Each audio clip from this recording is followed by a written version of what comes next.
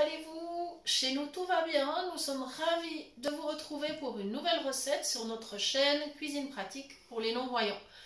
Aujourd'hui on va vous proposer du chou farci, mais on va se simplifier la vie quand même, c'est-à-dire que habituellement normalement on cuit les feuilles et puis ensuite on les égoutte, on les farcit, enfin voilà, c'est un travail énorme.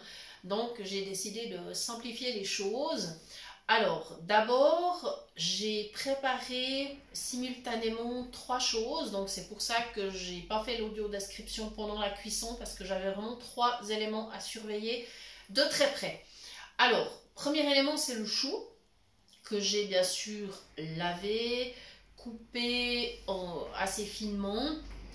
J'ai mis cuire dans très peu d'eau parce que le but c'est pas qu'il soit détrempé, hein. Donc voilà, j'ai mis cuire, j'ai ensuite égoutté et puis donc je l'ai réservé de côté pour qu'il refroidisse. Simultanément j'avais 1 livre de viande hachée de bœuf, voilà, bien sûr du sel, du poivre, des échalotes, un petit peu d'huile d'olive, voilà, et un peu de vin blanc et de sauce soja. Voilà, donc ça c'était pour la viande, ce qui fait que j'ai simultanément fait revenir les échalotes pour commencer. J'ai ajouté la viande hachée, j'ai assaisonné, sel, poivre, un tout petit peu de sauce soja, le vin blanc, mais j'ai fait très attention de ne pas trop cuire ma viande puisque tout à l'heure ça va partir au four. Et si je l'avais fait vraiment trop cuire, ce serait dommage parce que ma viande elle serait complètement desséchée. Voilà. Une troisième préparation qui est une sauce. J'ai donc utilisé 2 décis et demi de crème entière, une petite barquette de fromage frais au poivre, et puis simplement, là j'ai rajouté un tout petit peu de sauce soja, mais vraiment très peu, et j'ai laissé fondre tranquillement. Ma petite astuce, c'est comme toujours, je mets le fromage frais d'abord, la crème ensuite, parce que si on fait l'inverse, ça fait splotch et ça gicle de tous les côtés. Voilà, donc petite astuce, mettez d'abord le fromage frais au fond de la casserole, la crème ensuite, et puis ensuite la sauce soja, enfin voilà. Et puis laissez fondre tranquillement le fromage, c'est pas la peine de mettre un feu trop fort. Il faut que ça devienne simplement onctueux. Voilà. Donc maintenant, ces 3 préparations sont faites et je vais pouvoir faire le montage de mon plat. Donc, au fond de mon plat à gratin, il y a le chou. Voilà. Et maintenant, je vais répartir par-dessus ma viande hachée. Alors, je prends une spatule parce que pour moi, c'est pratique.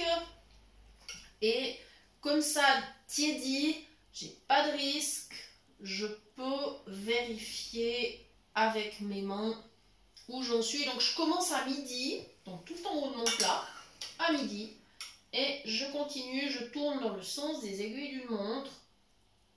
Voilà, comme ça j'essaie de répartir un petit peu partout. Voilà. J'ai de la chance, mon mari a été à la boucherie hier, il a vraiment trouvé une viande qui est magnifique.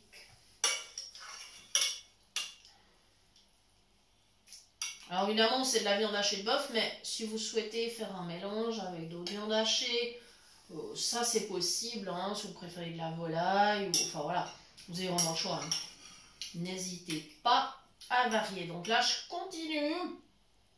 Voilà, je remonte tout doucement, toujours dans le sens des aiguilles d'une montre avec ma viande. Voilà, ça se passe plutôt bien. Je n'en ai pas mis à côté, je suis bien contente. Voilà, je continue toujours. Je fais mon cadran, je fais mon horloge. Ouch, là j'espère que j'en ai pas mis à côté. Non, c'est bon. C'est bon. Et une fois que j'ai fait mon cadran, voilà, je tatouille avec les doigts hein, parce que j'ai pas le choix. Donc voilà. Mais mes doigts sont propres, alors il n'y a pas de problème.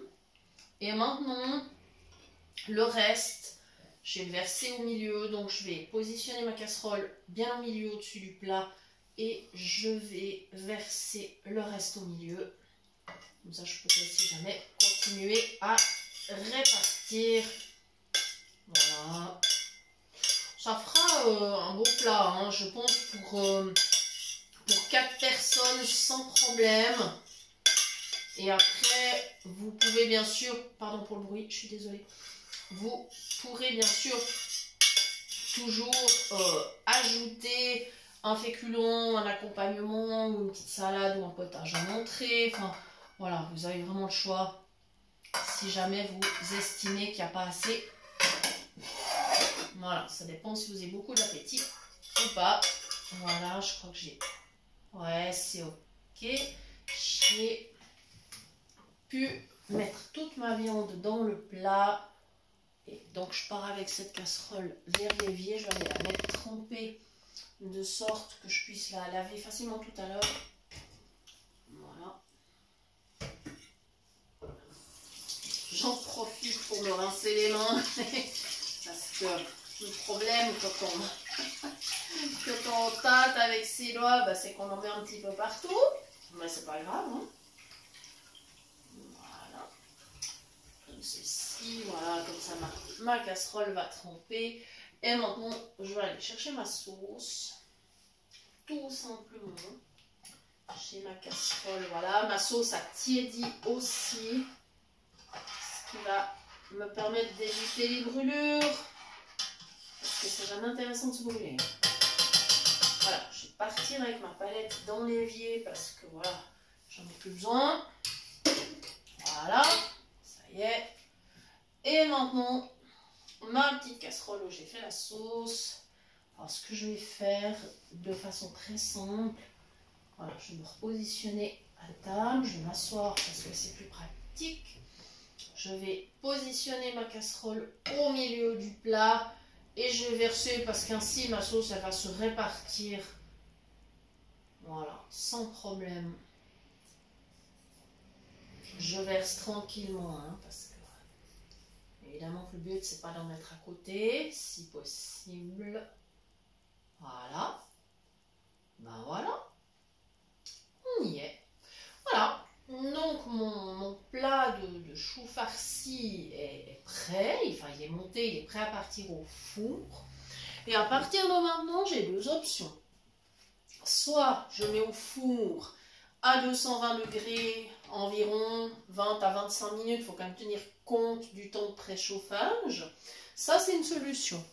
La deuxième solution, si vous avez un micro-ondes qui est équipé de la fonction crisp ou du micro-grill, là vous pouvez combiner les deux et vous pouvez gratiner votre chou farci. Voilà, donc vous avez le choix, une solution ou l'autre, celle que vous préférez.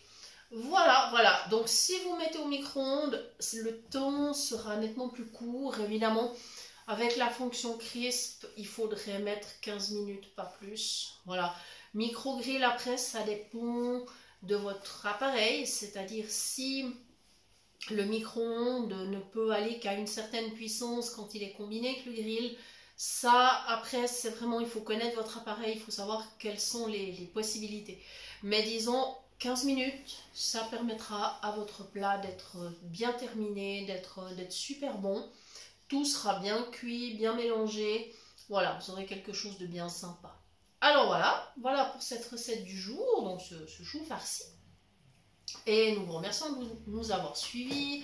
Nous vous rappelons que vous pouvez toujours nous écrire bien sûr à l'adresse suivante cuisinepratique@mail.ch et nous nous ferons un plaisir de vous répondre.